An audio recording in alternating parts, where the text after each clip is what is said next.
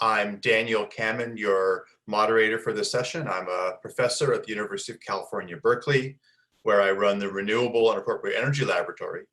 And previously, I was the science envoy for the US President Barack Obama. And it's my true pleasure to welcome you to this session where we'll hear from 4 heads of state. This is truly an exceptional honor. We'll begin with comments from the Honourable Frank Bainimarama, the Prime Minister of Fiji, who was also the host of COP23, the Conference of the Parties to the Climate Change Summit.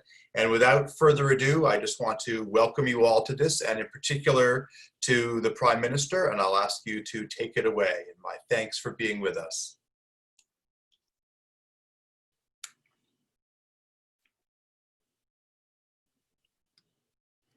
Thank you. Welcome to the Virtual Island Summit 2020.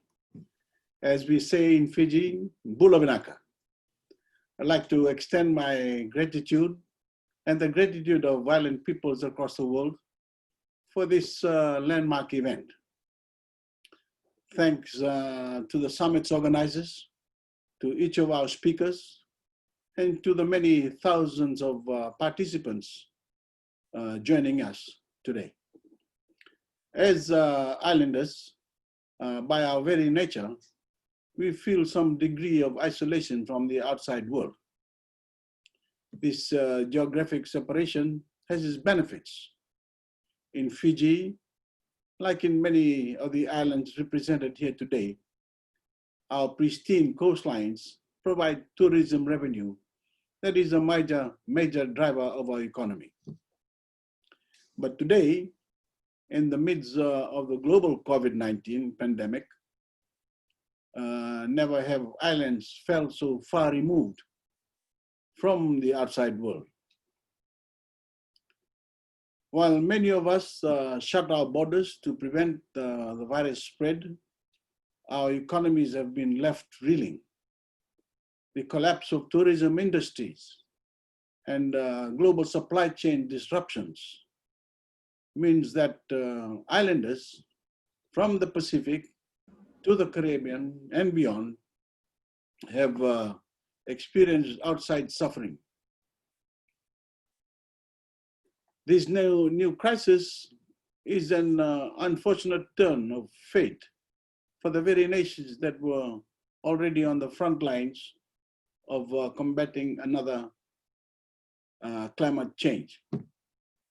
For years, islanders have been sounding the alarm bells on rising sea levels and strengthening storms. We have experienced their wrath firsthand, watching the land that was entrusted to us by our ancestors and their ancestors before them be swallowed by the sea. Without dramatic changes to the way the world's largest carbon producers operate, the situation only looks to get worse from here.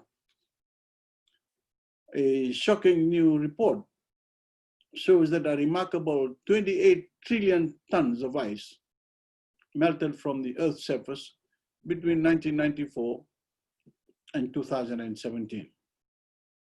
To put that very big number into perspective, that's 3.6 million kilograms of ice for every single person on Earth.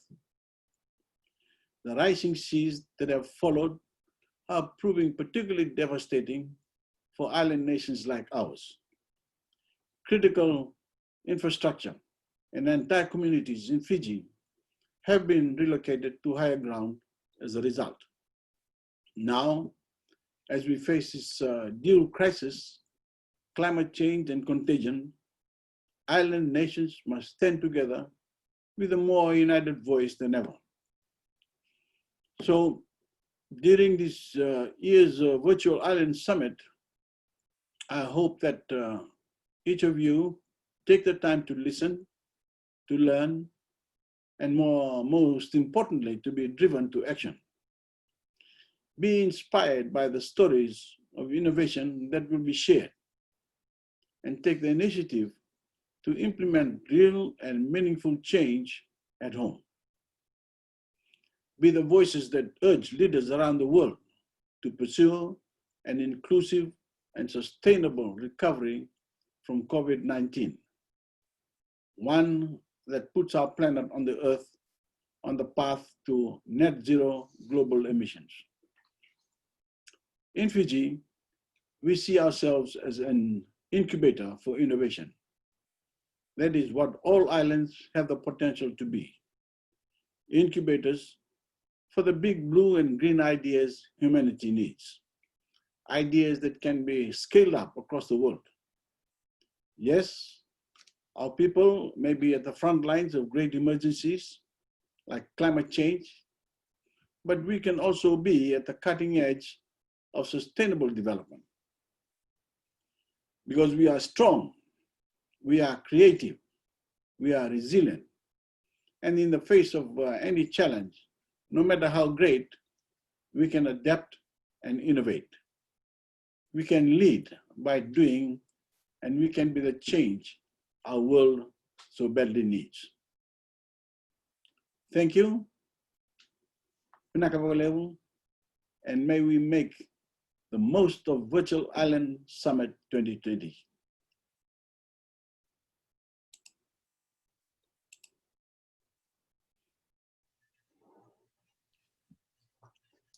Well, I want to thank the governor for his comments. I appreciate not only highlighting that islands are sources of innovation, but also that we must be on the path to zero emissions, and we will need these comments to come in for that. So next, I'm very pleased to introduce the governor of Guam, Lourdes Leon or Lou Guerrero, and I'm particularly interested both because of the critical role that Guam plays, but also the fact that the governor is also a nurse and has experience directly with many of the issues that we'll be talking about, both in terms of how islands and the rest of us respond to COVID, but also what are the best practices that we can think through to innovate moving forward. So I am truly honored to get to introduce you, and Governor, please take it away. Thank you very much, Dr. Kam. And certainly Hafaday to everyone from Guam. And we say Sijuus Maasi, which is thank you in Chamorro language, our Guam's indigenous language, for including me in this very important conference. It is an honor to present among so many global innovators in the field of sustainability. This virtual world into which the COVID-19 virus has forced us puts all countries, both great and small, on equal footing as far as attending such conferences is concerned. However, when it comes to sustainability, small tropical island communities are unique. Our challenges do not mirror those of a country housed on a large continent, sprawling with millions of acres of land, with access to precious resources and population of hundreds of thousands or even millions over which to spread the cost of services. Guam is an unincorporated territory of the United States and a part of a collection of islands in the Western Pacific Ocean called Micronesia. Our island covers approximately 212 square miles and is about 30 miles long and 8.5 miles wide at its widest point. Our multicultural population of approximately 170,000 people includes the indigenous Chamorros, Filipinos, Japanese, Koreans, Chinese, Micronesian islanders, and a small array of people from other areas of the world. The United States military and our tourism industry were the pillars of our economy prior to the onset of this pandemic. With our gross domestic product having been estimated at $5.29 billion in 2016. Now, our tourism economy is literally at a standstill, and the US military and our local government and federal government are propping up the economy for the time being. With regard to sustainability, we do deal with some of the same questions that all of you do. What to do with our garbage? How to efficiently recycle? How to incorporate sustainability into our economy, into our people's homes, and into our lives. But as small islands, we face unique challenges. Our surrounding crystal blue ocean waters that have sustained us for centuries are now polluted with plastics and other garbage thrown into their depths by passing ships and from other shores. Out of sight, out of mind, as they say. Until that garbage washes up into our pristine sandy beaches and becomes our problem. Fish, which has been a food staple of island communities since people began inhabiting islands, is now visibly poisoned with mercury, or snatched from our waters by endless longliners' nets to feed the continental masses while leaving us with little to feed ourselves. And probably the most challenging of all each year, because of the unsustainable practice of much of the rest of the world, our blue waters swallow more and more of our shorelines, covering our roads, flooding our homes, and leaving us even less of our precious landmass on which to live. As an unincorporated territory of the United States, we also face challenges with regards to balancing the protection of our environment, our culture, and our heritage with national security and defense requirements of the U.S. military bases housed on our island. Yet we are striving to overcome these challenges by turning them into opportunities through cutting-edge sustainability initiatives and public-private partnerships. Tiny Guam is working toward becoming a global leader in island sustainability. Think of it as David showing Goliath how to do sustainability right. Back in 2006, Guam and the Federated States of Micronesia, the Republic of the Marshall Islands, the Republic of Palau, and the Commonwealth of the Northern Mariana Islands formed the Micronesia Challenge with the goal to preserve the natural resources that are crucial to the survival of Pacific traditions, cultures, and livelihoods. The overall goals of the challenge are to effectively manage 50% of our marine resources and 30% of terrestrial resources by 2030, and to expand our voices for sustainable livelihoods and addressing climate change. Guam is also part of the local 2030 Islands Network launched approximately 1 year ago at the United Nations. This network is aimed at collectively advancing the UN Sustainable Development Goals, or SDGs, throughout island communities. My administration's effort toward achieving those SDGs was also launched last year in the form of our Guam Green Growth, or 3G initiative, which aligns perfectly with the UN Sustainability Plan. A main component of our G3 initiative and a cornerstone of my administration's policy for both sustainability and economic recovery from the impact of COVID-19 is our zero waste program. As an island community, we know that the amount of waste we currently generate is unsustainable. We cannot just keep building landfills and throwing our trash into them. I asked my husband, First Gentleman Jeff Cook, to head this important program and work with our Guam Environmental Protection Agency because I know he will commit to its goal to convert waste into resources in order to fuel a circular economy that will create more private sector jobs and save money for the taxpayers by extending the life of our current landfill. Zero waste for Guam includes 4 components: green roadways, our food resource and recovery program, composting, and recycling. In order to have green roadways, we are planning demonstration projects that will use crushed glass for roads and parking lots, thereby creating a market for this waste product instead of sending it to the landfill. Our Department of Public Works is planning to use this crushed glass in the paving of side roads in Dedidu, our most populated village. We also plan to use this crushed glass as bedding for water lines. Our food resource and recovery program was on track earlier this year with a demonstration project to send cooked, unused food from the Hyatt Regency Guam to the Salvation Army on a daily basis to feed the hungry. However, due to COVID-19, this project is on hold. As we strive to contain COVID-19 and revive our tourist industry, we definitely plan to implement and expand this program.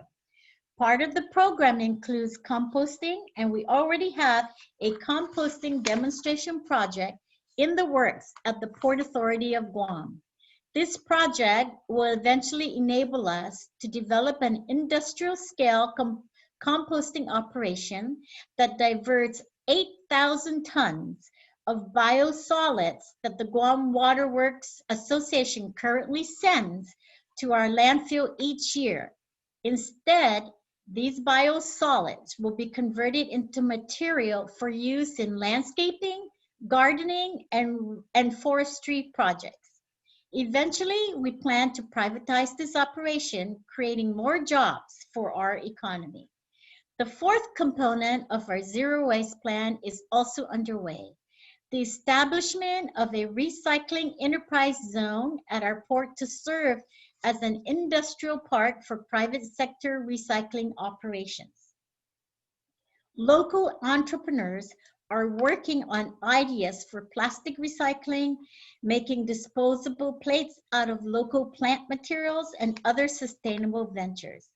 As I mentioned, our zero waste program will eventually fuel a circular economy, creating private sector jobs that not only save our people taxpayer dollars, but also preserving our stunning tropical environment that I hope many of you will be able to visit one day.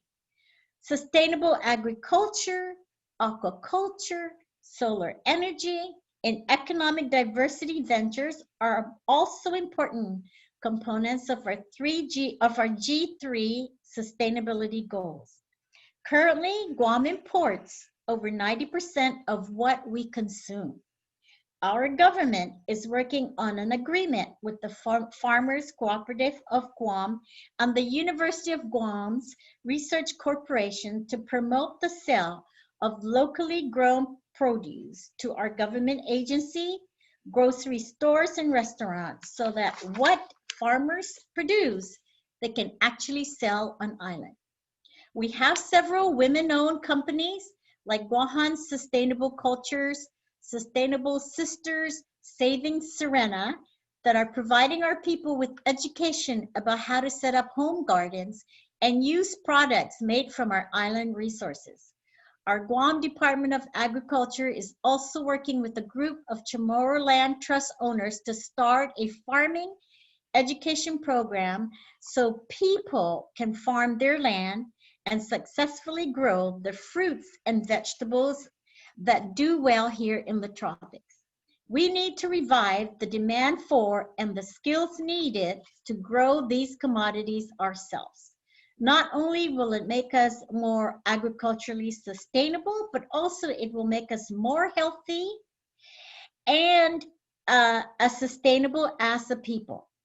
Those of you in other island cultures are familiar with the health issues we face. High rates of lifestyle diseases such as diabetes and heart disease. Promoting the growth and consumption of our own cultural products will enable us to be healthier as well as more sustainable. One of our most promising initiatives is the development of Guam's agriculture industry, something I am very passionate about. Our University of Guam has entered into a public-private partnership with Core Seed Aquaculture Corporation to increase aquaculture production on island via the Guam Aquaculture Training and Development Center, a biosecure facility that houses the university's basic and applied research in aquaculture. We turned this facility, which was costing $250,000 a year to operate, into a revenue generating facility that now sells shrimp fried locally and for export to off-island companies to help generate more income for our island. Core Seed is raising Pacific white marine shrimp and black tilapia and salt-tolerant red tilapia at the ULG facility. The company sells these products wholesale, while retail consumers can purchase jumbo-sized Pacific white shrimp and red tilapia at our Guam Fishermen's Co-op Association, which also generates income from the project. With retail and wholesale orders combined, Core Seed has been selling about 400 to 500 pounds of shrimp per month and is looking to produce more than 1,000 pounds per month by the end of the year. Soon, they plan to add giant freshwater prawns to their sales menu as well. Guam sits 13 degrees north of the equator, so solar energy has to be a part of any sustainability plan we envision. Right now, the Guam Power Authority, a publicly owned corporation, generates 25 megawatts of solar energy, with another 120 megawatts currently under construction, and yet another 60 megawatts in the planning stage. That's over 200 megawatts of solar power that will soon be contributing to our power grid, lessening our dependence on oil and its volatile pricing. Diversification of our economy is no longer a concept. COVID-19 has made it a necessity. We cannot depend on tourism to hold us up right now, and military spending will not last forever. Our Economic Development Authority, or GIDA, is working to enhance our sustainability efforts through diversification of industries such as agriculture and telecommunications. Right now, as I mentioned earlier, expansion of the agriculture industry is being pursued through government support and coordination with our farming organizations. GIDA and the Guam Department of Agriculture this year launched the Agriculture Accelerator Program, a program to put local produce into our public school menus. This program is still being pursued even though the pandemic has forced most public school classes online. Children still need to eat, so our Department of Education is working with the Agriculture Accelerator Program to distribute local produce to the schools for distribution to the students' families. GIDA is also working to identify opportunity zone projects in several of the island's 19 villages that can benefit people through job creation and increase economic activity. GIDA is also pursuing initiatives involving the telecommunications industry, which has become front and center as more and more businesses move online because of this pandemic. Also this year, our Guam Visitors Bureau will launch the hashtag Instagram Travel Talks Digital Global Summit, the first of its kind on Guam. This summit will combine a social media influencers familiarization trip with a travel technology conference. For the long term, GVB is looking at tourism beyond Tumon. Tumon is our main tourist district where all of our hotels and many of our restaurants are located. By supporting the development of hotels and attractions beyond tourism, beyond Tumon, we can promote greater economic growth for our island while decreasing the impact our visitors have on current centralized infrastructure. Those are the main concepts of our sustainability plan for the future. We know that as an island community, we must act now in order to sustain and thrive and leave our grandchildren, great-grandchildren, and future generations with an island that is so beautiful and abundant as the one we inherited from our ancestors. If the issues of global warming and sustainability have taught us anything, it is that there are very few areas of the world that are not somehow connected with other areas. We as human beings thrive on interconnectivity. It is how we trade and it is how we negotiate, how we work out our differences, how we help each other, and how we benefit from each other's knowledge, consideration, and generosity. It is my goal to see all countries to work as hard at sustainability as we are working here in Guam, because our tiny corner of the Western Pacific is very much affected by the actions of other big countries. We need to reach a point in civilization where all countries around the globe are truly connected and considerate of one another. When that happens, the world will be a much more sustainable and a much more peaceful place. Siduos Maasi for your time and attention today, and I look forward to the many ideas we will be discussing at this summit. Governor Leon Guerrero, thank you so much for the comments. I think that I saw many people already tweeting away quickly that David will be teaching Goliath how to learn the tricks of sustainability. I think it was a brilliant comment. I believe that we do have time for some questions. So I'll moderate a few of them from the chat for you. So the first one I wanted to begin with was a number of people brought up the question of what sort of regime could, or what sort of actions could we take beyond just simple self-awareness to try to reduce the amount of garbage dumping? I think, is the question for me? Yes, it is. Oh, okay. So you're right. I think we need to do more than just being aware. I think we need to do action. And we need to be very decisive. And we need to be very clear in what our vision and our mission is in terms of islands of sustainability. And we need to always be conscious of our environment around us. You know, when we go walk on the beach, we need to always say, this is our island, this is our waters, you know. And also, Dr. Kammen, I think it's very important that we all, like I said, interconnect. Absolutely. And be very, you know, we're so close over here in our region.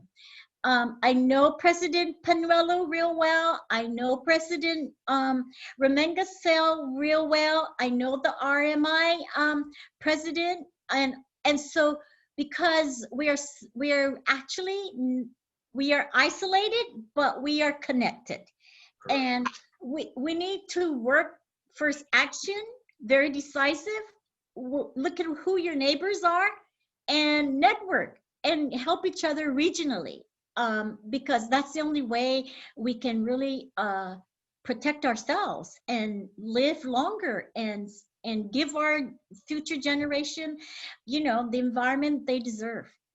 I mean, that's exactly right. And you know, we see this obviously wherever we go. It's particularly striking when you talk about the Pacific, the Pacific plastic gyre, these huge global threats that, of course, first wash up literally on your shores and the other islands. So I want to ask one other thing. You also mentioned this tremendously exciting investment in solar that's also taken place in Guam. And as more and more places around the world, islands and non-islands, recognize both the low cost. This has also been an issue where the government has to be a partner to get more solar installed on public facilities to enable it for private citizens. What do you see as some of the opportunities to make that green energy investment more central to the decision-making, both publicly and privately? You know, the opportunities for me, at least, is when we see private investors that are willing to work with you to provide the low-cost financing of our residential, right? The private investors of solar here and the business that brings solar here, they work very closely with the residents to provide a financial means. And so, of course, the power purchase agreements are also very important. And so it allows the individual to have the solar system, but not necessarily to be able to front the money.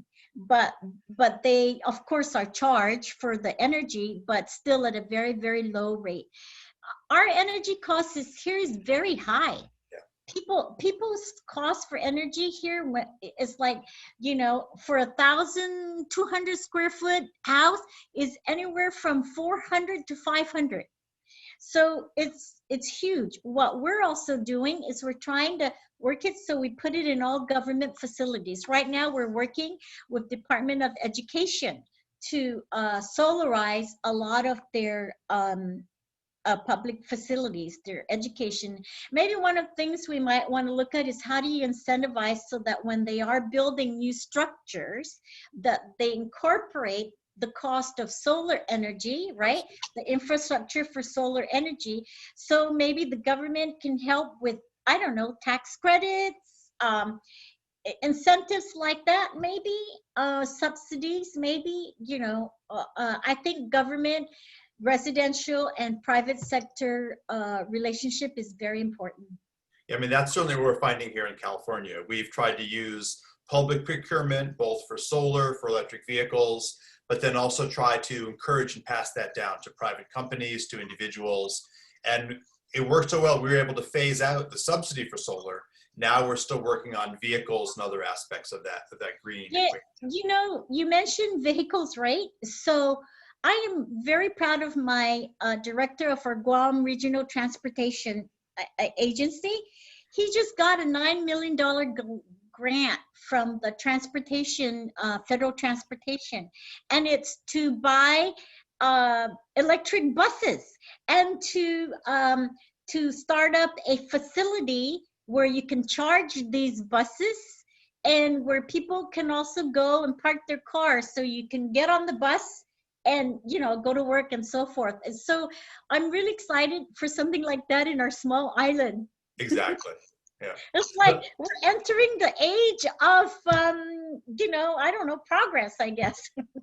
So one last question before we'll need to move on. But you mentioned a couple times in your speech the special relationship between Guam and the United States. In terms of this kind of green transition, are there any particular features of that work well, or are truly challenges that you want to highlight? Just given this is a unique relationship, and it's one that certainly impacts the economy in central ways, and I imagine also how society responds to the U.S. bases as well. Yes, you know, for the government, for federal government relationship, I think, you know, we're working with them with the the U.S. EPA. We work very closely with them. Our local EPA connects very well with the US EPA. And so the US EPA supports us in our sustainability initiatives. And they're they're a regulatory body, of course. And so they help us monitor, you know, chemicals and hazardous stuff like PFAS. So one of the things that we're doing is monitoring PFAS, and we also jumped in on the legal cases for PFAS. So again, our EPA works very closely with our federal government's counterpart with environment. But not only that, Dr. Kammen, in this whole COVID thing, they have pumped in close to $1.6 billion in financial aid for Guam.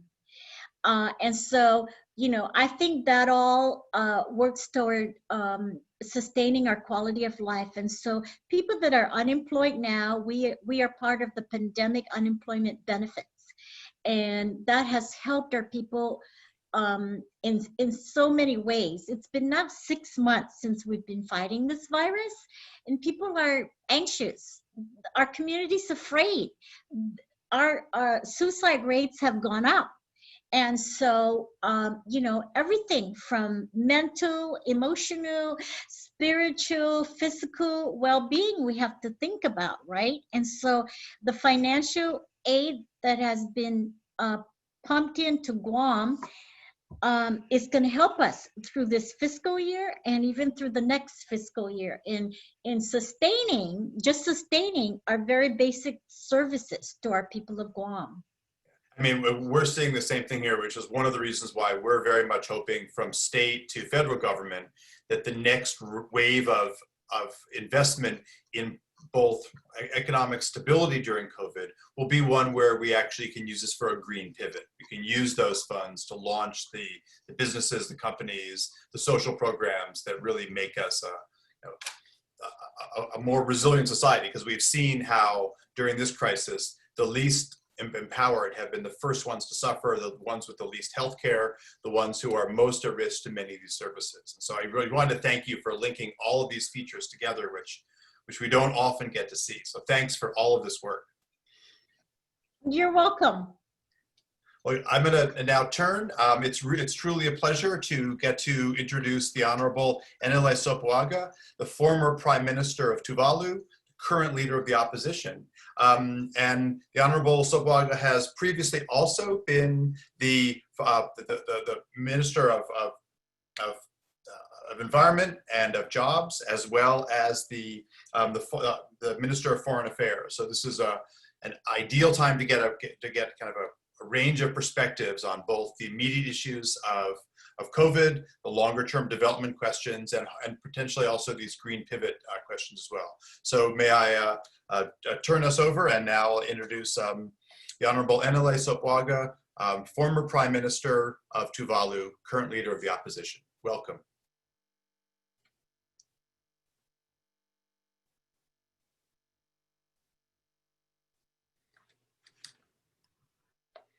The technicalities aside, Dr. Kammen, thank you. I want to start off by saying Manuia and greetings from the people of the beautiful Tuvalu. It is a pleasure to be speaking at the Virtual Island Summit. And in light of the emerging challenges caused by climate change and now COVID-19 on small island developing states, discussing the implementation of the Sustainable Development Goals, or Agenda 2030 of the United Nations by our nations is virtually impossible. Congratulations to the organizers and supporters of this Virtual Island Summit and all our friends who are tuning in. Congratulations to you, and thank you for your support and care for the small island countries. I attended the United Nations Sustainable Development. Mr. Sopoaga, may I just interrupt? If I could ask you to start your I'm sorry. video. There we go. We can see you now. Thank you. Please continue. All right. You can continue. Well, now. let me just repeat that I extend Manuia and greetings from the people of Tuvalu. And I was saying that without a video, it is a special pleasure for me to be speaking at this Virtual Island Summit, and I thank you for the kind invitation. As I said, in light of the emerging challenges caused by global warming, climate change, and now COVID-19 on small island developing states, discussing the implementation of the Sustainable Development Goals, or the United Nations Agenda 2030 by our nations and our friends, is vitally important. I extend my sincere congratulations to the organizers and supporters and friends of this Virtual Island Summit. Thank you for the initiative. I attended the United Nations Sustainable Development Summit in 2015 and pledged on behalf of the people of Tuvalu a strong commitment to achieving sustainable development goals. In my speech to the United Nations 2015, I called for the Security Council of the United Nations to include climate change as a security issue and a permanent agenda item given to security threats that climate change is causing to our island nations. To me, I have said it in public, climate change and its adverse impacts is like a weapon of mass destruction. It is threatening the livelihood of those living on vulnerable atoll nations like Tuvalu, Kiribati, Marshall Islands, Maldives, and so on. Our national security is threatened indeed by the impacts, and they continue to get bad and worse. every single year. This is a critical element of Sustainable Development Goals, Goal 16, peace, justice, and strong institutions. Because I believe unless we address climate change and its cause, I don't think we will ever be able to achieve our SDGs Agenda 2030. All these will be compromised and affected seriously by the impacts of climate change. I am very pleased to note that the Security Council recently held a session looking at the security issues in the Pacific and were appraised of the threats presented by climate change. A year before the SDG summit, Tuvalu was hit by Cyclone Pam, a Category 5 cyclone. The storm surge created by Cyclone Pam was across 3 of our islands, and almost all of them, salt water, contaminated freshwater supplies, and killed food crops. Families were displaced by the impacts, and many were forced to move to the capital island, Funafuti. We have spent many years since then trying to recover from the impacts of this event.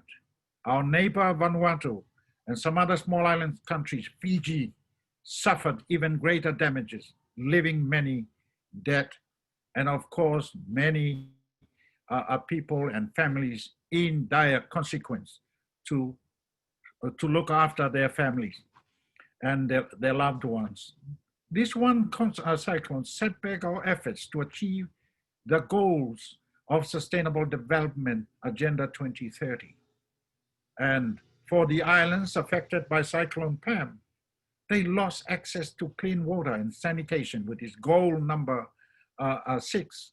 They had significant food shortages, goals number 1 and 2.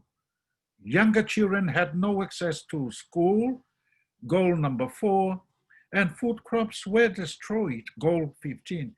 It was very evident that the impact of the cyclone had significantly disproportionate impact on women, which is goal number 5, and for a while we lost all communications on islands that were affected, which is goal number 9. So, Excellencies, the threat of climate change is not a minor one. And I am very, very thankful for the comments from Prime Minister Frank Bainimarama. Yes, we have lived through these dire situations, and we are calling on those who are responsible, as advocated under the Convention on Climate Change, but especially under the Paris Agreement. Please do what is right to reduce carbon emissions into the atmosphere in accordance with our responsibilities and that need to be accountable for humanity and to save people. So despite these setbacks, we are trying our best on the islands to achieve our goals of SDG. Some of these include the Pacific Partnership for Atoll Water Security, Pacific Islands Oceanic Fisheries Management, the PAC-6 Reach to Reef Program Partnership, and of course, protecting children from violence, abuse, and exploitation. In 2017, I also attended the Ocean Conference at the United Nations. This was the first review conference of one of the SDGs, goal number 14, life below water. It was very fitting that this should be the first, as the future of our oceans are critical to the livelihood and survival of peoples on the islands. The situation relating to the impacts of plastic and waste in the oceans, overfishing, unregulated, unreported fishing, these are serious. They are threatening the livelihoods of people living on the islands and, of course, people of the world at large. These have to be addressed in a serious and conclusive manner. At the conference, I pledged that Tuvalu would establish a series of marine protected areas covering 10% of Tuvalu's economic exclusive zone. This is consistent with the Convention on Biodiversity's RT Target 11. This was an ambitious pledge by my government as a small island developing state, as traditional ownership of the land and sea means that local communities must play a critical role in establishing marine protected areas. And we are all fishermen. We treat fish in the oceans with respect and honor based on our traditional methodologies of harvesting and fishing in the oceans. And we want to keep our oceans free of pollution, free of waste for the future of our children. One report was saying in 10 years' time, there will be much more plastic in the sea. We would be fishing for plastic instead of fishing for fish. This would be a very, very sad situation. And we have a duty in the United Nations and collectively as island nations to make sure we don't get to these adverse impacts on the lack of unsustainable management of the oceans. The impacts of climate change loom over us as a continuous threat to progress.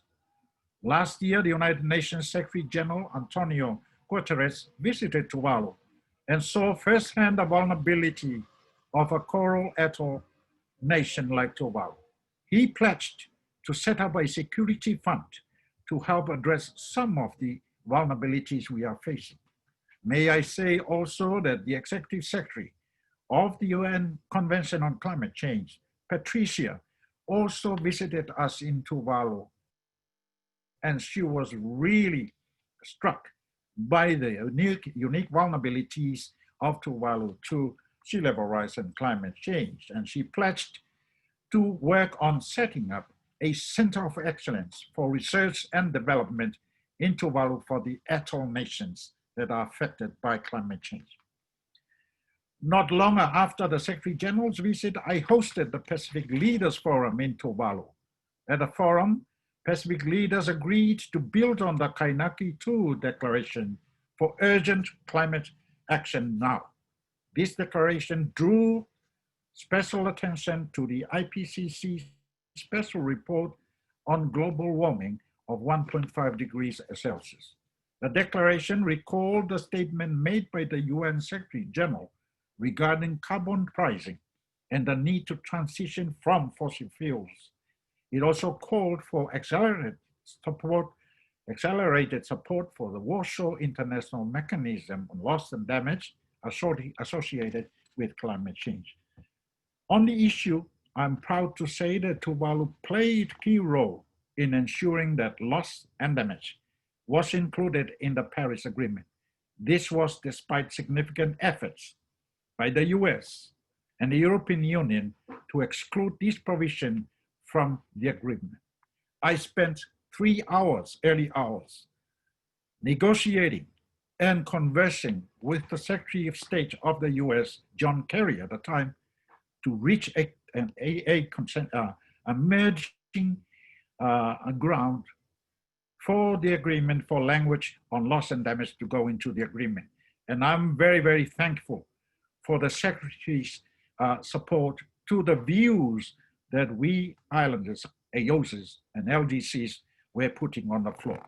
Because we believe, and I know the Secretary was very, very concerned and committed to do, and I certainly hope there will be stronger, similar policy leadership coming out of the United States of America to work with the world, because this is not only for the small island countries, it is ultimately for everyone, because it will threaten the livelihood of people everywhere on the globe.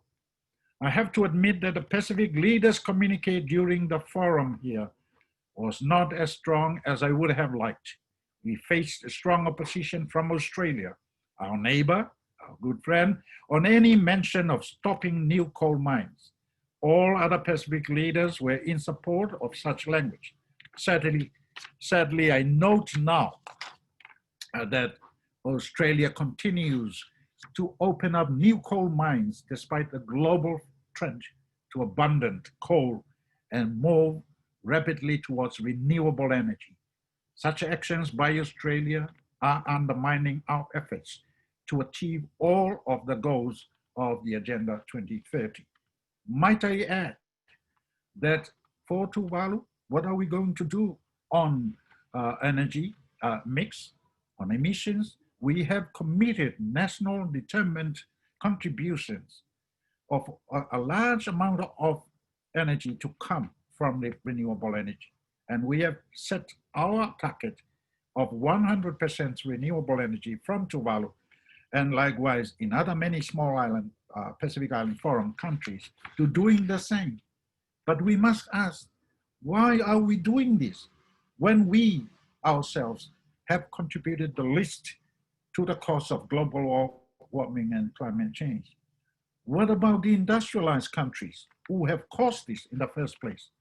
I certainly call and urge those who have committed under the Kyoto Protocol and the Paris Agreement to do their account and come to meeting their targets without failure, because the less they mitigate and cut emissions, the more adaptation costs that small islands like Tuvalu will have to bear.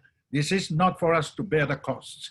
It has to do with duties and responsibilities as required under the Convention on Climate Change. Just before or prior to the Pacific Island Leaders Forum, we hosted a youth dialogue on climate change. The youth presented me with their own declaration that had many, many very useful initiatives to address their concerns about climate change and their future. It is their future that they are concerned about. And they presented me with very, very meaningful, emotional, I might add, declaration, because we leaders are failing in our duties to look at the real cause of global warming and climate change. I have pledged my support to the youth of Tuvalu and committed that as long as I got the opportunity, I will continue to fight and make sure the contents and substance of their submission will be heard and will be followed through.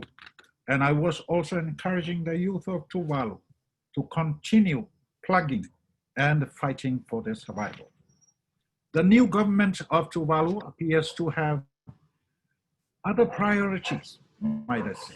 Nevertheless, I remain optimistic and maintain a strong commitment to moving forward to achieve the SDGs. Our youth demand this of their leaders, and I cannot ignore their pledge and their demand. I will do all in my powers to push this agenda forward. I will keep reminding the current government of all the commitments that we made, including reducing our energy and moving to the target of renewable energy with 100% by 2025. The whole of Tuvalu will have to move to renewable energy, to solar by that date.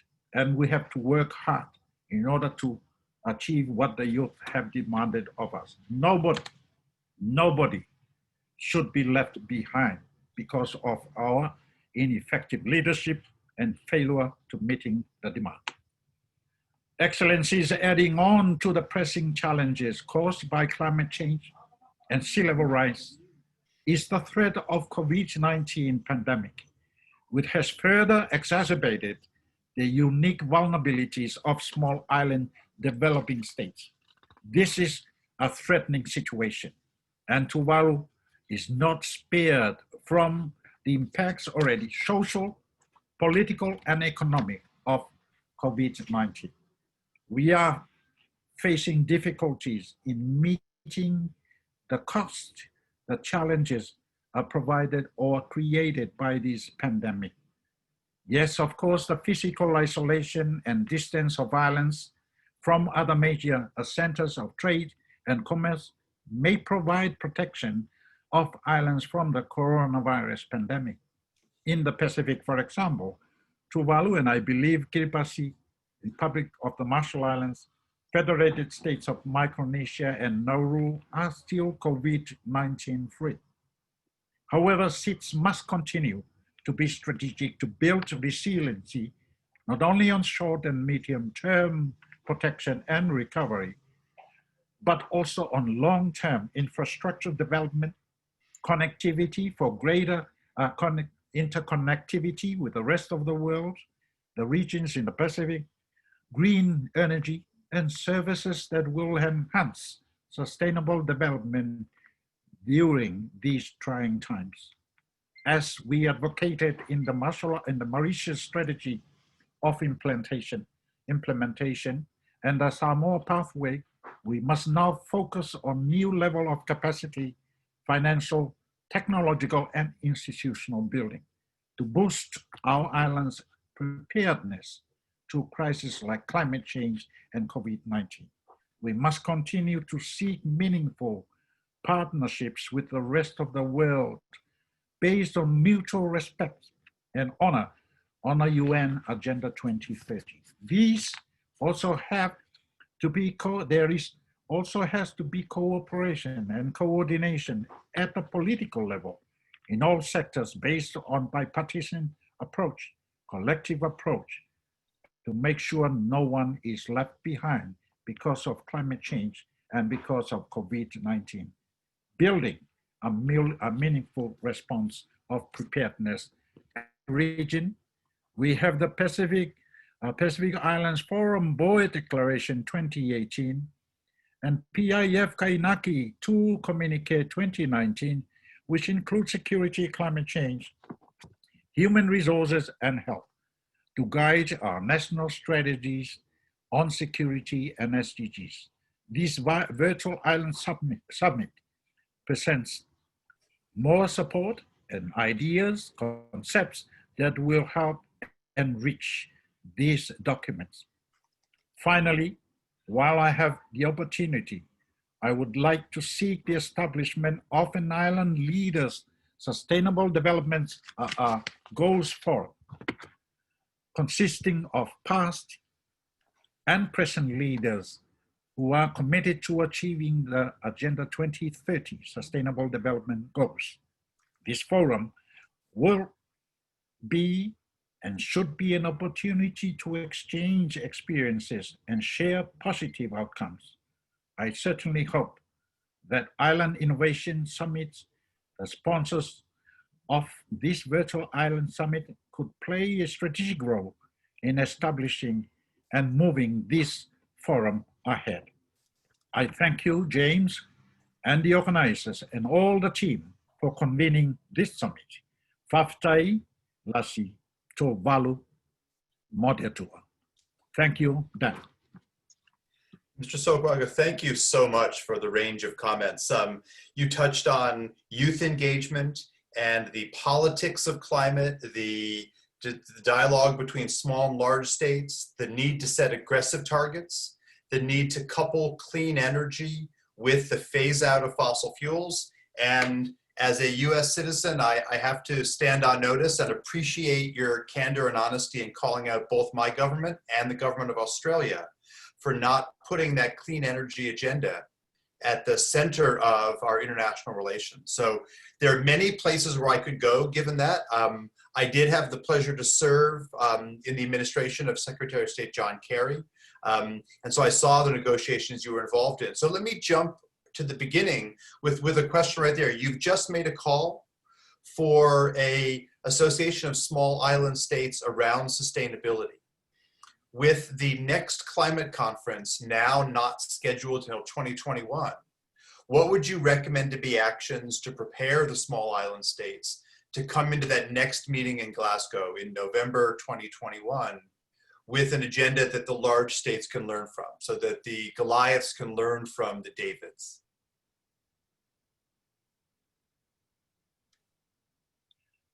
Thank you very much, Kammen. Yes, we are, of course, set back by this COVID-19.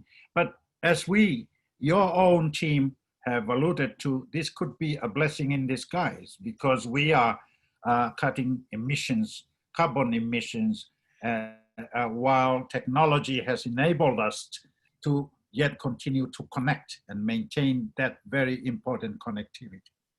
I think the focus must remain on reducing greenhouse gas emissions. That is the main cause of global warming and climate change. We must not lose sight of our ultimate global collective responsibility to meeting Article 2 of the Convention, that is avoiding the threshold of greenhouse gas emissions into the atmosphere from dangerous levels. The other day, I was reading reports to say that it's no longer 360 degrees ppm, parts per million. Now we have reached a level of 480 parts per million of greenhouse gas emissions in the atmosphere. This is very, very frightening. And one would have to find out what are the consequences of this level of emission pouring into the atmosphere. And what is needed to be done to the energy policies of industrialized countries. We have to be honest. We cannot shift the dialogue and the responsibility away from those who cause climate change to those who are already vulnerable to picking up the adaptation costs, like Tuvalu. Why should we pay the cost of adapting to impacts of sea level rise, erosion, and possibly, having to relocate and resettle our people? This is inhumane. And I think it's really moving us away from the main goal, which is to achieve Article 2 of the Convention, keep it not dangerous to the future generations of the world. And if we fail this, it would be shameful. We may as well give up. But I am very thankful, and I think these technologies like the Virtual Island Summit would be most instrumental in maintaining the connectivity of island nations and our friends, our partners, countries, including, of course, the big countries who are friendly with us, on the level of connectivity. So we can discuss and continue to dialogue on the options that are practical for humanity. And with the coming of COVID-19, I believe that we are not going to go back to normal situation. That this is a transformative event. It's going to remain with us. It is for us leaders. It is for us, our experts, our supporters, to look at ways to maintain that connectivity, regardless of less traveling and less burning of carbon fuel for our traveling, for our COPs and conferences in COP26, is it? So yeah, we would love to come to Glasgow if we got the chance. I would be there myself if there was COP26 to be there. I would love to be there and continue to share my views. That's very good to hear. In fact, one of the features that I think this Island Summit highlights is that while there's no silver lining to COVID, there is a democratizing feature. We can all be here in equal part online. We can have conversations, whether one comes from a small or large state, in a more equitable way. And so what I am hoping to hear is that some of the initiatives that both you've said and that we've heard from the governor of Guam and the prime minister of Fiji, is that really the solutions that are good for large countries often come from these case studies, learning how individual islands can go entirely off of gas combustion vehicles to electric vehicles, how mixtures of solar and storage can provide reliable energy. And because the cost of power is so high on islands, the experiment that you're running is one that all states have to learn from. So I'm very hopeful that exactly what you said can take place. A leadership group from the islands, but also to bring not only the lessons on the energy side, but also to make the large states more aware of what we need to do to adapt, because we are seeing climate change very quickly in the Pacific Island states. So I wonder if you could maybe give a last comment on some of the ways in which you're seeing that change. You alluded to the storms. That might be a place where some of the climate change is already very severe for you.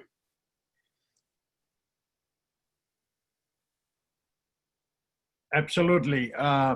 in the Pacific, as we have declared in the during the Boe Declaration 2018 under the Pacific Islands Leaders Forum, and also under the declaration in the Kainaki 2 communique, Yeah. which was held in Tuvalu. Absolutely, the leaders saw firsthand the impacts, the degradation of the environment because of sea level rise and climate change. I hosted the forum in a venue that is right in the middle of, within 30 meters from the lagoon and from the ocean side. So you're sitting there and could not escape seeing the waves and surges, strong winds from the lagoon side of Funafuti and from the ocean side. And the leaders of the 18 member countries of the forum, also the Secretary Generals of the UN before that, saw the unique vulnerability of Tuvalu. Now, and lands, mass lands, islets are being eroded, getting sunk into the oceans now and again. And lands owned by people, by natives, have been lost into the sea. Eventually, that is where, when I was speaking about loss and damage in the Paris Agreement, I had that mentality in my mind. One day, if this continues unstopped, if global emissions of greenhouse gas not reduced, not stopped, we, one day, Tuvalu is going to face no lands at all, nowhere to adapt to. Where are we going to, how are we going to handle this? The loss of lands, the loss of sovereignty, the loss of identity, the loss of peopleness. We are going to be nobody. We will be forced to move our people elsewhere. And that's where the spirit of loss and damage is coming in. Loss and damage is not about adaptation. Adaptation is provided under other articles. This is mistaken by many of the small island countries, leaders themselves. Loss and damage is to do with the eventuality that we will have no islands to adapt to, no property to adapt to. That's why during my government, I set up a survey of all properties, the landmass of Tuvalu, the properties of Tuvalu, including the foreshore and the amount of Tuvalu, so that when that happens, we have something genuine to cling to. And I certainly hope, and I've been calling on my friends in the negotiations to please understand this. And I'm glad the Secretary General of the UN came and saw this. Now, but the ultimate thing that I see, and it's so sad to see islands like Vanuatu, Fiji has been hit by these cyclones. Tuvalu is perhaps a cyclone Pam was bad, but Fiji and Vanuatu and Tonga and Samoa, my gosh, these island countries have lost significant livelihoods and parts of their economies because of Winston, tropical cyclone Winston, tropical cyclone Pam, tropical cyclone Chino. You lost count. You lose count of the names of this tropical cyclone. So what else and how else are we going to say to the world, the deniers of climate change, that these climate change are already happening and threatening our livelihoods? How else can we say that? And I certainly hope major countries that we have been calling to reduce emissions from coal mining, and including Australia and the United States of America, to please do the right thing. Make the elections of November 2020 a decisive time for leadership to coming out. This is a canoe that we are on board. We must sail on that canoe. Nobody is allowed to jump that canoe because in order to gain economic gains because of energy consumption and fossil fuels consumption and emissions into the atmosphere. You jump, it will be catastrophic for the rest of us, of the world. There is only one canoe, and there is an option of jumping that canoe is none. We must stay on the canoe and paddle together. And I very much appreciate those comments. I think that's exactly why the collective wisdom of the small island states is so critical. So Honourable Sopoaga, former Prime Minister, I want to thank you for your comments. I look forward to more when we get to the fireside. I want to move now, and I'm also, again, truly honored to be able to introduce His Excellency David Panuella, the President of the Federated States of Micronesia, for your comments. After that, we will do also a Q&A with you, and then we'll move into the fireside chat. So President Panuelo, please take it away.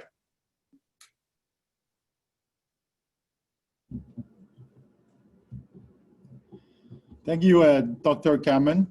Before I begin my statement, I would like to offer my prayers and heartfelt condolences for the families and loved ones of those who have passed due to the COVID-19 pandemic. Ladies and gentlemen, I bring you warm greetings from the Federated States of Micronesia. Please allow me to pay my respects and recognition to my friends who have spoke earlier, the Honourable Frank Bainimarama, Prime Minister of the Republic of Fiji, my good friend, the Honourable Enele Sopoaga, former Prime Minister of Tuvalu and current Member of Parliament, the Honourable Guerrero, Governor of Guam, who's my neighbor, Daniel Kammen, our moderator, former Science Envoy from the US Department of State, the Virtual Island Summit sponsors and partners, including the Wade Institute and Hawaii Green Growth. Ladies and gentlemen, thank you for the opportunity to join this important conversation. For the bulk of my statement today, I will describe some of the actions our nation is taking to innovatively and proactively protect our natural environment. We will explore this topic by starting with a review of two of our exemplar programs, that is the Micronesia Challenge and Blue Prosperity Micronesia, respectively, and conclude with a discussion on our nation's leadership in other environmental protection activities and endeavors. At the outset, for those of you unfamiliar with Micronesia, imagine 607 islands with physical sizes ranging from much less than an acre to about 334 square kilometers. Our Pacific neighbors like Samoa may think they are small, but Samoa has more than 3 times the amount of land than Micronesia does. What Micronesia has in abundance, however, is our big ocean. Our nearly 3 million square kilometers of ocean is about 1/3 of the total size of China's land area. We are a big ocean state. The ocean feeds us, connects us, supports us, protects us, and unites us. Any discussion about our nation's health or economy necessarily discusses our ocean as well. In 2006, the Federated States of Micronesia, founded with its brothers and sisters in the Republic of the Marshall Islands, the Republic of Palau, the Commonwealth of the Northern Mariana Islands, and the US territory of Guam, the Micronesia Challenge. This was a first of its kind environmental protection initiative. The Micronesia Challenge had pledged to protect 30% of our region's marine resources and 20% of its territorial and terrestrial resources by 2020. Our region has largely met this goal, which has since inspired similar island commitments such as the Caribbean Challenge Initiative, the Aloha Plus Challenge, and the Coral Triangle Initiative. Before I describe how we are expanding our ambition, please allow me to briefly detail these successes, in part because 2020 so desperately needs good news, and in part because I am, quite frankly, very proud of our nation's public servants who have dedicated themselves to this honorable and noble work. Our region has developed over 150 protected areas, including the standardization of marine and terrestrial monitoring protocols and region-wide databases. More than 3,000 people have been trained in management, planning, marine and socioeconomic monitoring, climate change adaptation, communications, and behavior change and/or enforcement. All told, we are protecting more than 1,300 species of fish and more than 480 species of coral. For those who prefer a terrestrial example, let me share one of our new protected areas, the Macan Conservation Area in the FSM state of Koshai is about 15 square kilometers of ethnographic and biological landscape with archaeology inside of it. It's culturally significant because it tells the origin of the story of Koshai, one of our states, and how a mother whale and her daughter later became Lela Island and Koshai Island, respectively. It's an example of a community-based historic preservation project because the preservation was proposed by the community's elders, and it's biologically significant because it is home to the lowest lying cloud forest in the world. Whether it's the Arno skink, the Koshai flying fox, the Micronesian pigeon, the mundane cloud forest, the fern sedge savanna or mixed broadleaf forest, the Macan Conservation Area protects this.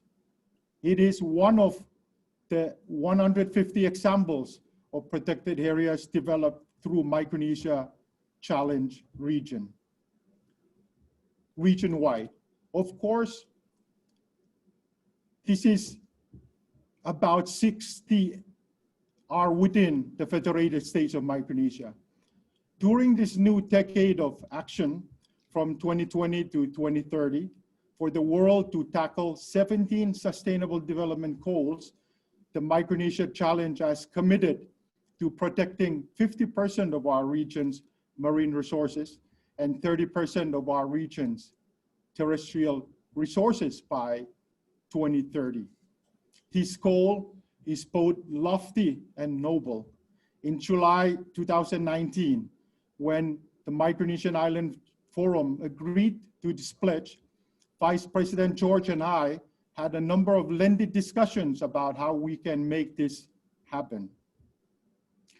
Part of the answer was through the development of a new partnership with the Blue Prosperity Coalition to develop the Blue Prosperity Micronesia program, a partnership inclusive of the government of the Federated States of Micronesia and its states of Yap, Chuuk, Tonbay, and Koshai, the Wade Institute, Oceans 5, National Geographic Pristine Seas, Micronesia Challenge, and Micronesia Conservation Trust. Blue Prosperity Micronesia seeks to protect 30% of the FSM's total exclusive economic zone by 2030. This commitment, equivalent to about 897,000 square kilometers of marine protected areas, would create the largest network of marine protected area in the region and the 7th largest in the world. Protecting this area will help ensure that fisheries, continue to flourish, ecosystems remain intact, and better buffers for climate change. Ladies and gentlemen, 1 year ago, if you visited the FSM, you might see a one-time use plastic shopping bag or a styrofoam container. This year, 2020, I signed into law legislation that made it illegal to import styrofoam and one-time use plastics into the Federated States of Micronesia. Less than a week from today, on November 13, 2020, we celebrate the second annual Micronesian Cleanup Day. All across the region, from Palau to Majuro, citizens will be working together to remove trash, plastic bags, junk cars from our islands. Over the next several months, Vice President George and I of the FSM will be advocating for our Congress's support towards making renewable energy usage and production part of our petroleum corporation's mandate. Ladies and gentlemen, a better world is not something we ask for. A better world is something we build. We define a better world through consensus with a foundation of empathy and love for other human beings. We construct a better world by acknowledging that we are who we choose to be, and then choosing to make and take responsibility for both ourselves and our communities. I look forward to your questions and interactions to be followed in a few minutes. Thank you very much. Thank you so much for the comments. Your Excellency, I appreciate the focus on both the climate issues, the cultural and the biodiversity questions. And perhaps we can move into some of the questions that are appearing in this area just to begin with. First, can you say a bit more about the lowest elevation cloud forest as a unique example of biodiversity? Well, Dr.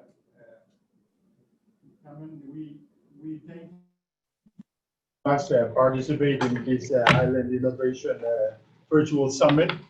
We appreciate to share our experiences that we are currently doing in the network of helping to fight climate and taking actions in our own respective countries to promote sustainable development.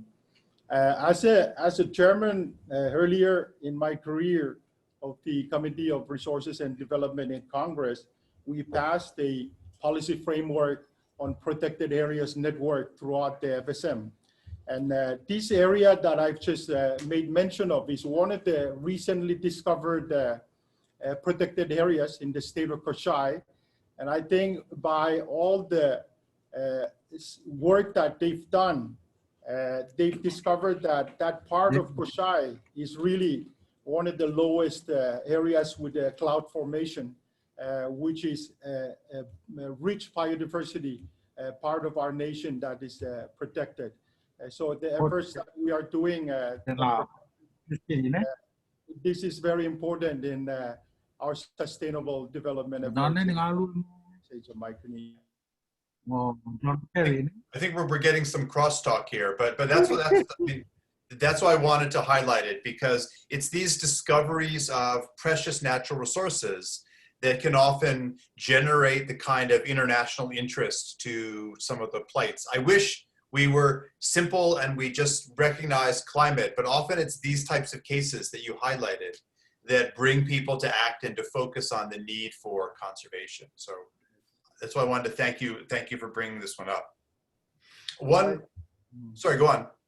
No, I was going to mention that I was part of a work that also discovered a spawning area of groupers and red snappers, Black Coral Island, where we used to just restrict fishing within a 3-month span out of the year. But after diving and recording the spawning behaviors of the red snapper and the groupers, we then recommended that the legislation extend to close off that area for the entire year, because that's where they're responsible in the spawning of these types of fisheries, which in turn then populate the rest of the fringe reef. And that's part of the sustainable type of work that we are doing to protect our marine protected areas, part of the 30% that we are mentioning under the Micronesia challenge, which is coordinated between Palau, the FSM Marshall Islands, and the territory of Guam and Commonwealth of the Northern Mariana Highlands. And this is, I think, one of the many areas where having a science-led and a science-informed strategy is just so important. Now, you also mentioned an issue which all of us have personal responsibility for, and that is the issue of single-use plastics. Many places in the world were moving to using recycled bags as the standard. We had a number of places that had outlawed plastic, but with COVID, plastic is back on the menu, as we say. And of course, it's back on the menu industrially, it's back on the menu for sea turtles, it's back on all of our menu through microplastics.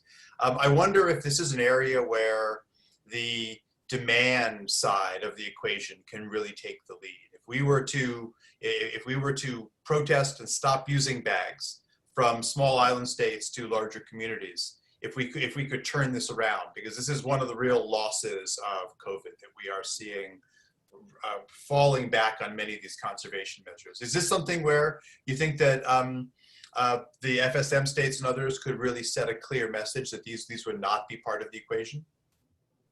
Well, because the federal government controls the importation of everything, when the law was passed by Congress, and I thank our Congress for it, I signed into law, and so this law will apply throughout the nation. The importation of plastics will no longer be the case, and we'll be resorting to sustainable and biodegradable type of packaging items that can help us keep our islands clean. Because we know the impacts of plastic, microplastics. I've seen Netflix documentaries that shows the demise of so many species out there, from turtles to birds and all kinds of fish that are out there. And even when you look out into the blue ocean, you think it's clean, but if you use a net that's fine, you're going to scoop up microplastics that are being eaten by marine species, and which are decimating the species of our marine resources. And our exclusive economic zone is our bread and butter.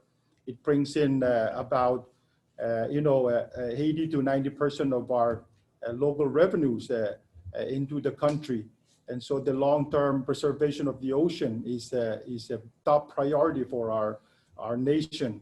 And that is why we partner with these entities like the Blue Prosperity Coalition to turn it into what is called the Blue Prosperity Micronesia, with many partners that can come in and help protect the large exclusive economic zone that we have. So we call ourselves a big ocean nation for that reason. And the big ocean nation that I've talked about that we have is a buffer in helping to protect our environment by absorbing CO2s.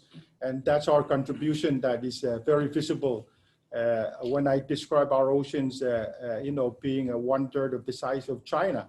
It really means that we're helping to protect the ocean. And I appreciate the earlier speakers, Governor Guerrero, the Prime Minister of Fiji, and especially Enele Sopoaga, the former Prime Minister of Tuvalu, fighting climate change.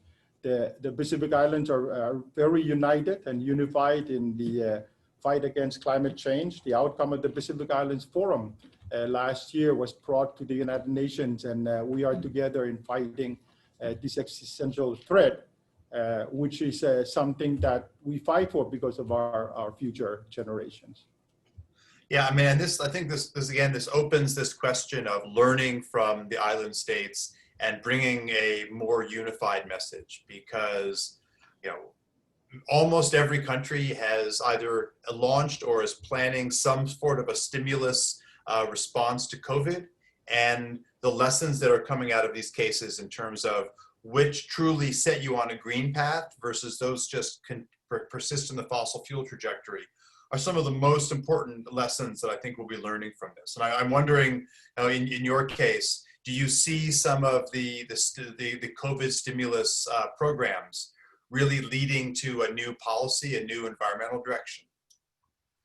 I would say absolutely yes, Dr. Kammen. You know, Enele did say it's a blessing in disguise. Just the other day, I was asking my environmental ministers here and those dealing with environment to kind of let me know what the contrast in terms of the footprint now as compared to when we were in the normal earlier. And I know this COVID-19 pandemic is teaching us a lot of lessons that we can project forward and begin to learn from it so that we can be sustainable in the things that we do. Our world is very small.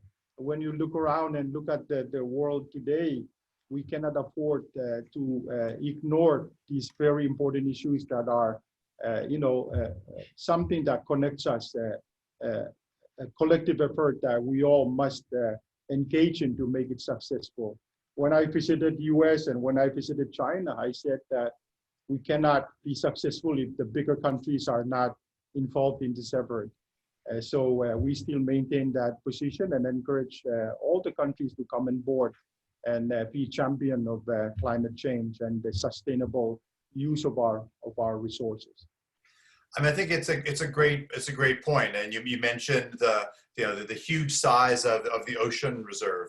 Are there any particular initiatives between Micronesia and United States or China that you wanted to mention as partnerships, large and small, around whether it's conservation or energy issues, that seem like ones that we should really be promoting in this, hopefully this time of greater awareness to how quickly we must make the transition to clean energy? Well, yeah, we in our Compact of Free Association with the United States, there's all kinds of connection to keeping our islands sustainable. Just the other day, I was reading a word of a crime from Department of Interior to our Micronesia Challenge for Professional Fellowship program that would help our youth and our professionals here in our country learn more about the environment.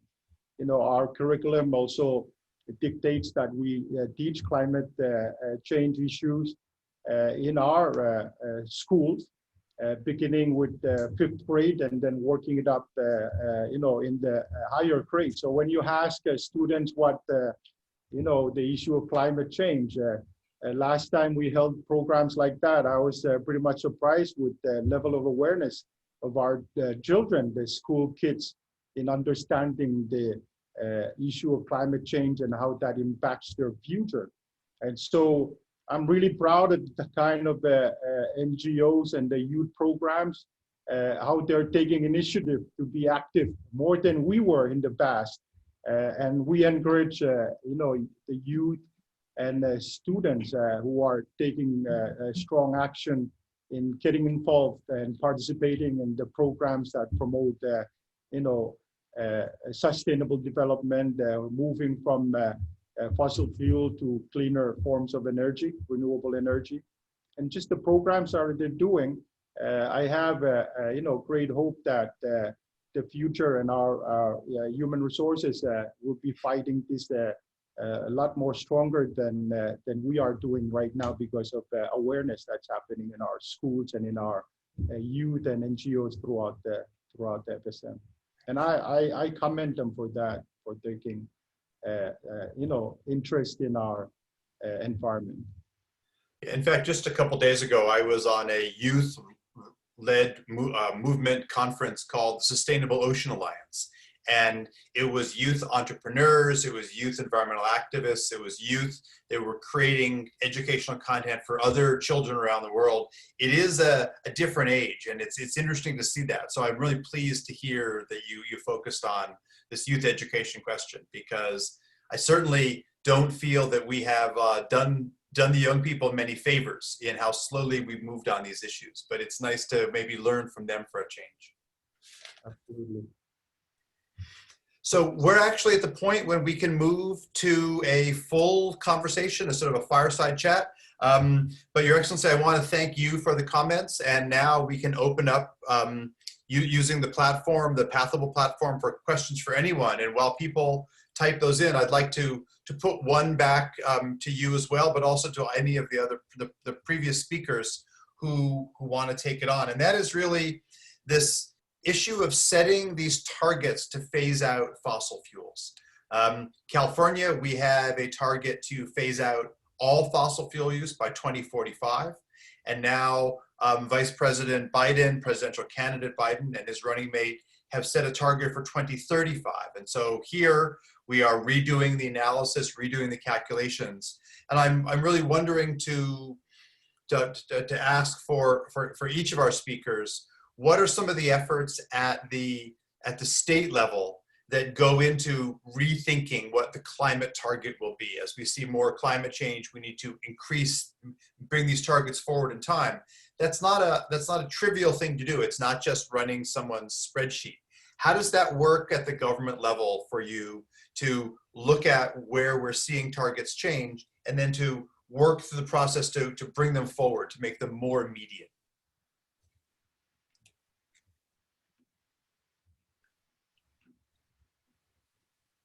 And we could start with you, President Panuelo, if you want to take that one on. Yeah, well, what I would say is that the region, the Pacific Island countries, the reason why we're united is because of our low footprint on carbon emission. And so when we came out with the Kainaki 2 Declaration, outcome of the Pacific Islands Forum out of Tuvalu, we brought it to the world stage, United Nations, to call on bigger countries to take active part in what we are doing. Because I think for us, we are on the path of doing sustainable development, making sure that we continue with the adaptation and mitigation programs that we are currently doing, because we are low-lying islands. We're the front lines of anything that happens with climate change. And we did say that this is an existential threat. So you can see how serious and passionate we are about it. The former Tuvalu Prime Minister, my friend Enele, talked about the very in much detail and in much passion. And that's what you will see us bringing to the United Nations and the next Conference of Parties to insist that bigger countries come on board and help with the way forward in cutting back emissions and making sure that comes 2050, that all industrialized countries have reached the CO2 neutral level that they should be aiming towards.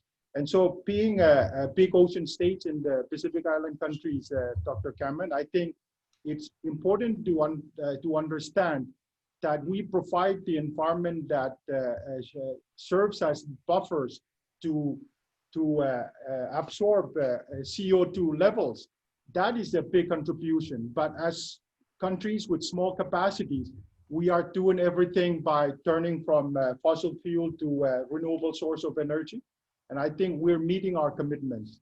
Just the other day, we're talking about priorities of funding to shift it to hydropower sources so that we can move away from fossil fuel type of energy that we are currently using. So I think we are doing utmost efforts in what we can do with our smaller capacities. So our populations are doing it, our governments are doing it, and what we do is for countries that are not quite on board with the Paris Agreement, the good part about it is that the U.S. industry and then private firms are, well underway in recognizing that that's the right direction to go.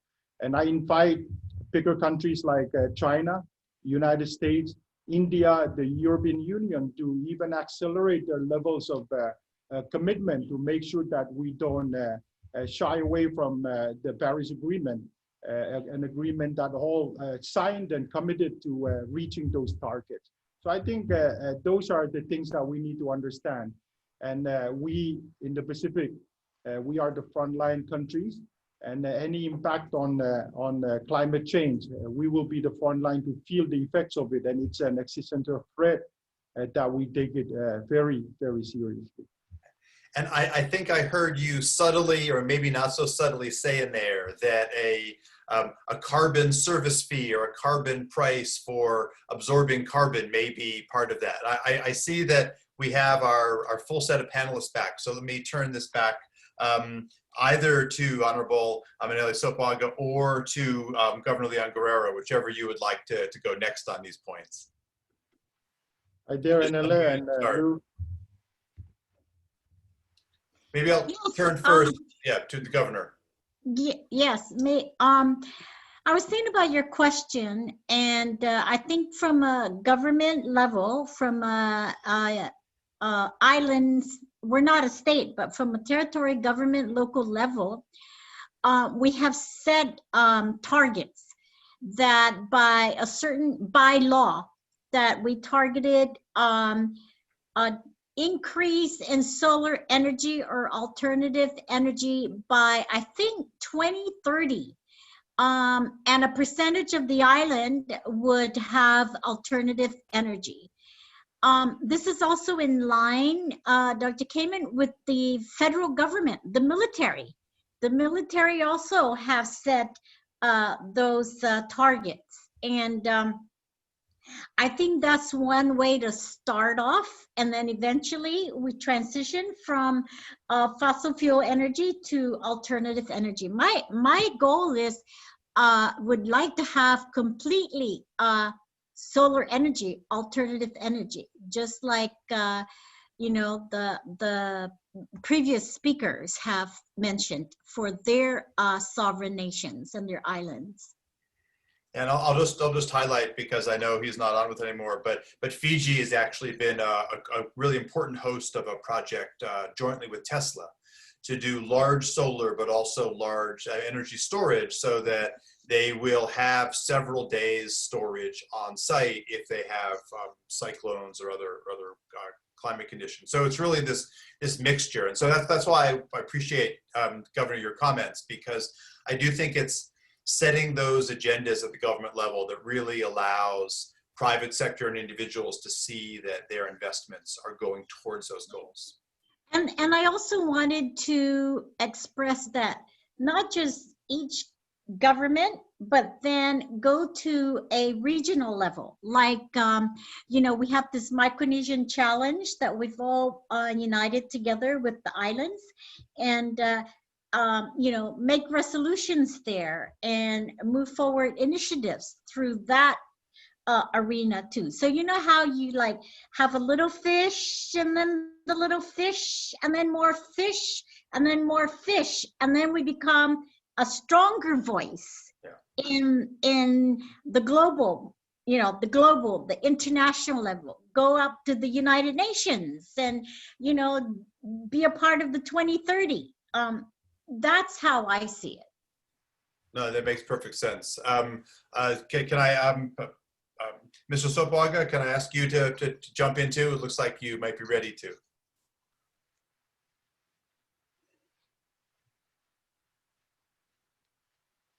You may be on mute. Getting the audio.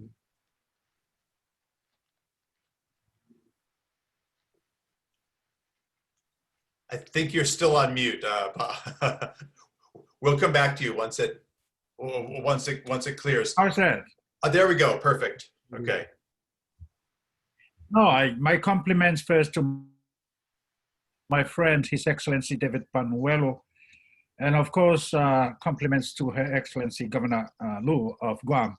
I think what we totally subscribe to what President David and Lu said about in relations to efforts to calling for emergent or urgent actions on reducing fossil fuels emissions into the atmosphere.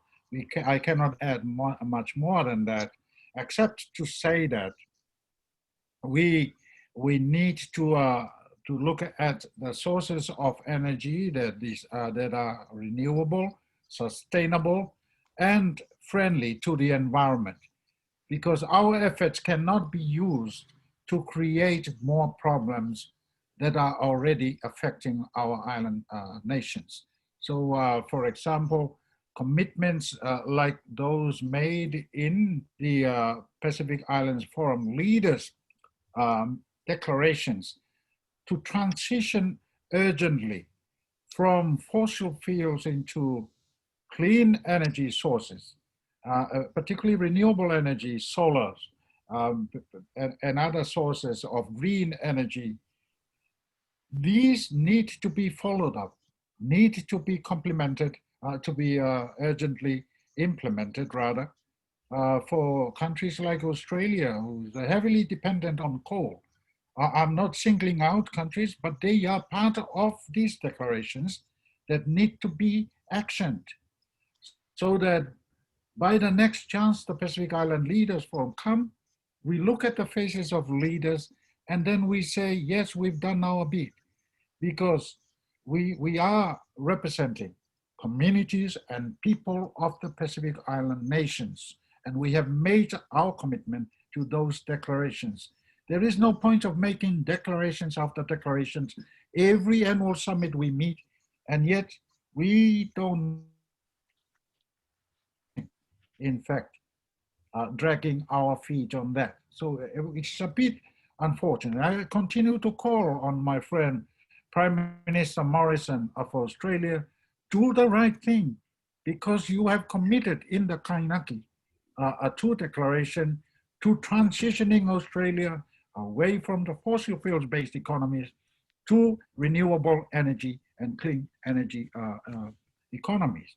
Likewise, also call on the government of the US. Yes, we've heard the US was withdrawing from the Paris Agreement. The question now, has the US done that? Has the US applied for withdrawal? I understand they haven't. They have And not. you Yeah. know, Dan, when Yeah. you apply for withdrawal, it will take 5 years. 5 years, according to the procedures, to withdraw from the Paris Agreement. And there's no point of saying, yes, we are withdrawing, but still remaining in there to cause problems for global actions to reduce greenhouse emissions into the atmosphere. This is not morally right. It is Yes. wrong. And I So- must so I call can on the only- leadership of correct. the US, do the right thing. I can only commend Do you the for right that, thing and move. because If you want to withdraw from Paris Agreement, get out of the Paris Agreement and leave us, those who are committed, not deniers, to try to fulfill our responsibilities and our duties. right. And in Thank fact, you I very much. have to say Very that. good. So, in fact, I was in Marrakesh the day that was very unfortunate for me, the 2016 election, and we had a long night watching the U.S. and then fearing what would happen.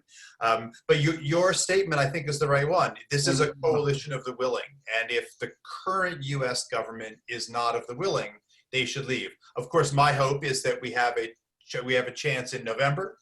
November the 3rd, to fix our mistake from 2016 and to rejoin the Yes. civilized set of nations. So I am entirely with you on this front. So Dr. Kammen, we cannot vote here in Guam, so we're depending on you. Well, as you know, some people say that we don't vote in California because it's already clear how my state will vote. But leaving the U.S. politics aside for the moment, but I hear you and I am in strong agreement. In fact, I am very hopeful that we'll have a new government that many of us will be part of, that will get the US back on track. But let me use our last couple minutes for a more focused question on small island states. But I hear this message loud and clear. And that really is, what happens in any of the states when, for example, the targets are not met? You've seen these comments on the US, but when a target's not met, how does, what are the levers to respond to that, to bring that back on target? In California, we missed our 2010 target. We were supposed to be at 20% renewables. We were only at 13. Our 2020 target was to be 1/3. We exceeded that 3 years early. We're almost 40% today. So we missed a target, we acknowledged it, and we have doubled down. Now again, we're almost 40%, and we don't include large hydro or nuclear. So this is quite a mix here. But how does it work in your own individual cases? I would think for us, we will, stay the course, of course. And like you guys did, and then you did 30% or above. But, and also to do more, maybe more massive education for outreach to the community and also to other businesses maybe, and government policies, review maybe the policy, make it a little bit, give it more incentives, think of all creative ways that you can persuade people to get on with the program and the campaign so that we can reach that level. And how much, maybe I should ask the others, but again, for me, this always brings up the public-private partnerships, the opportunities to pull the private sector forward. But let me ask any of our other panelists if they want to comment on this key question. How do you make these targets have teeth?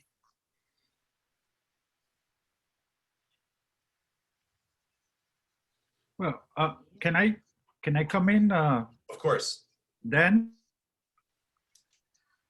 Yes, please. For the case of small island countries like Tuvalu, of course, we know that the contribution is negligible. Even if we are trying to meet our nationally determined contributions under the Paris Agreement, you add up the whole of the Pacific NDCs, emission reduction would be insignificant at the global, in global terms. That will, of course, symbolically help, but it will not impact on reducing the cause of global warming. I tend to believe that energy issues and the move to renewable energy in Tuvalu is more a poverty issue. It's to deal with the affordability and the high cost of importing fossil fuels, petroleum from other parts of the world. It has nothing to do, in my view, practically to contribute to global warming and to the cause of global warming. And therefore, what we have to bear in mind, these are just symbolic gestures and measures and means from the point of view of small island developing states, which were not part of the Kyoto process, the convention process itself, when we were dealing with reducing emissions, greenhouse gas emissions into the atmosphere. Now, however, be that as it may, we are committed, as Excellency David Panuelo was saying, Correct. In the Pacific, we are fully committed to doing our part. For Tuvalu, I, under my government, the former one, we have committed to going 100% renewable energy by 2025. And may I say right now, the whole of the island communities of Tuvalu have 100% access to electricity, 100% access to electricity, out of which 23% is solar, is renewable energy. And it is my vision to continue to push for us to reach, say, 30 or even 40% of renewable energy because of the costs and because of the affordability issue. And of course, maintaining efficient energy consumption based on those proper transformative awareness development educational programs, family concerns, so that they switch off the lights and the bulbs and so on as we move along. So we will continue to maintain those targets. And from the opposition side of the Parliament of Tuvalu, I will continue to play my part. Now, I must also compliment our regional efforts of the Pacific Community Secretariat, who are dealing with energy issues in the Pacific, the SPREP, and of course the Forum Secretariat. But other options that I'm hearing the other day from our own advisors to using the ocean as a CCS option to capture, Carbon capture and storage, yeah. Carbon in the atmosphere. I would like to again give a warning to say, just to say a word, please do not use our oceans to dump these carbons into the middle of the ocean, because we depend on the ocean. And we didn't cause the issue is for industrialized countries to reduce at policy level. There is green movement for green energy, green carbon economy. This has nothing to do with, it's just shifting the responsibilities, giving money to Tuvalu to grow more mangroves while they continue to pour dirty fields into the atmosphere. They're not reducing their, meeting their targets at all. We must, islands, bear in mind and keep ourselves mindful of these tactics. I cannot accept the technology of carbon capture and storage in the middle of Tuvalu Ocean. I will never accept, because this is a source of our livelihood. And I think that this comment really highlights that. Thank you. No, thank you for these comments. I think all of these comments really highlight the need to innovate and act at the local level, and the need to recognize that these actions need to be reflected in what the large countries do as well. And that if we don't partner and think about our ocean systems, our forests as a holistic one, we will miss the chance to work well together. So I want to thank each of our speakers. I want to thank the Honourable Frank Bainimarama, the Prime Minister of Fiji. I want to thank you, Leon Guerrero, the Governor of Guam. I want to thank you, Mr. Sopoaga, and Your Excellency, David Panuella. I want to thank all of you for your comments. I look forward to reading more of the comments that we posted during the rest of the Island Innovation Summit. And again, move to the next session, but I look forward to continuing this dialogue going forward. Thank you all, and thank all of our participants. Let me turn it back down to our Master of Ceremonies, James Elsmore, to move us to our next session. But thank you all for this conversation. Thank you, Dan. Thank you, Dave. Thank you. Thank you, everyone. I'll just say one quick word before we wrap up. Again, to echo Dan's thanks to all of our today's speakers. That was really a fantastic opening session and a great discussion. A great way to kick off this event with Voices from the Pacific. We actually have a second opening session this afternoon, or this afternoon my time, depends where you are in the world, which will have voices from the Caribbean and other regions as well, to make sure we really do have this global island picture taking place. I just want to say a quick thank you to all of our sponsors for this week's events. We have a range of different sponsors from around the world, from universities, companies, governments, and NGOs. And particularly to our gold level sponsors, La Clanche Energy Solutions, the Organization of Eastern Caribbean States, Pathable, and Buzzmaker for their contributions. So we'll encourage everyone who's attended this session to make sure that they have marked in their agenda the rest of the sessions happening later this week, and look forward to what will be a fantastic week of events. So thank you again to everyone. Have a wonderful morning, day, or evening, depending where you are in the world, and look forward to seeing you in the next sessions. And thank you, Dan, our moderator, for a fantastic job. Goodbye, everyone. Bye. Bye-bye. Bye-bye. Bye, James. Thank you.